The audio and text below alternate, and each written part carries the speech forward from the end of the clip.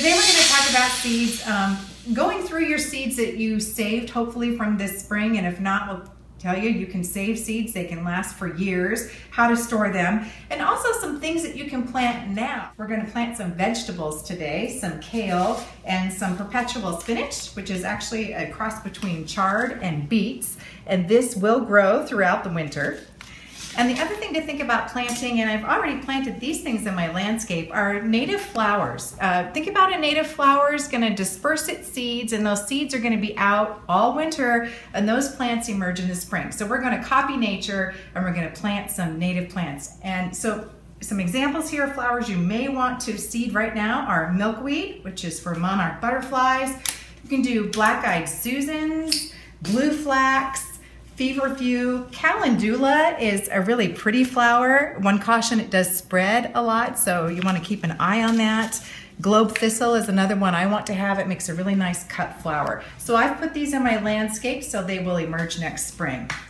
I'm planting two things that are edibles today, and they're going to grow throughout the winter. I'm going to plant spinach. It's called everlasting spinach. It's actually chard beet spinach blend type of a thing. And I'm also going to plant kale.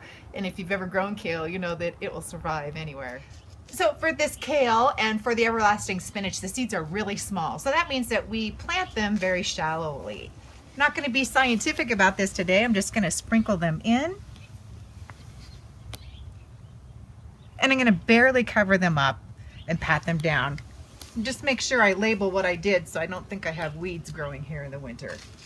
I'm not going to mulch this or anything. This stuff is going to be just fine in cold weather.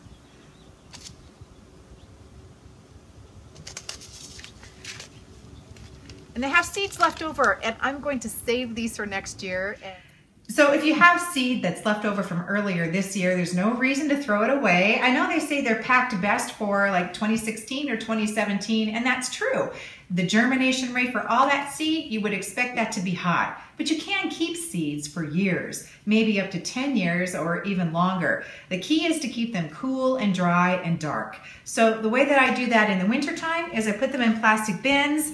I like to alphabetize all my seeds and keep them in line so I can easily find them when I'm planning for next year. And then these plastic bins close up. During the rest of the year, they come in the house and they sit in a closet because remember, they need to be cool and dark and dry, but they're about to be headed to the garage. I do want to note that you can keep seeds even longer than 10 years. I've got this packet. It's from Edwards Greenhouse, and I got it 20 years ago. It's for a mortgage lifter tomato. I actually plant one of these seeds every year, and every year I have a mortgage lifter tomato plant. And the mortgage lifter tomatoes are huge. They're not always pretty on top, but they're giant. They can weigh up to 2 pounds each, and they are delicious.